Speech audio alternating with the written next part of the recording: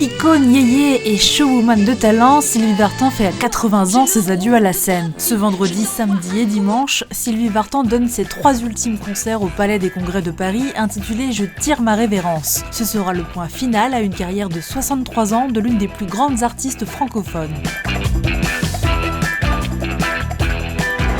Sylvie Vartan a fait une 50aine d'albums, vendu 40 millions de disques et elle a posé pour 2000 couvertures de magazines, davantage que les autres stars françaises comme Brigitte Bardot et Catherine Deneuve. Parmi ces quelques 1500 chansons, on compte de nombreux tubes, La plus belle pour aller danser, Le soir je serai la plus belle pour aller danser.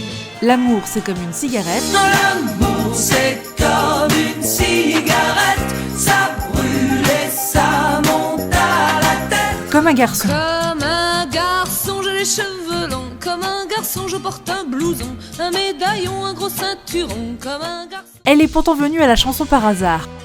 Dès l'âge de 6 ans, je voulais être actrice et puis voilà, la vie m'a menée ailleurs. En 1961, son frère Eddie lui fait sécher les cours pour enregistrer Panne d'essence avec Frankie Jordan. C'est un succès immédiat alors qu'elle n'a que 17 ans, ce qui lui permet de faire son premier Olympia. Cette salle mythique l'a accueillie pendant des décennies, parfois accompagnée de futures stars mondiales comme les Beatles en 1964. Plutôt introvertie, Sylvie Vartan est tombée brutalement dans le succès. L'adolescente perfectionniste s'est imposée dans ce métier difficile, particulièrement pour les femmes. Elle a d'ailleurs essuyé une tempête de critiques en 1965 en étant la première à chanter en pantalon. Du côté de sa vie personnelle, le couple qu'elle forme alors avec Johnny Hallyday, père de son fils David, est la proie des paparazzi. Leur union en 1965 dans un village de l'Oise, au milieu d'une cohorte de fans et de journalistes, est le mariage d'une génération.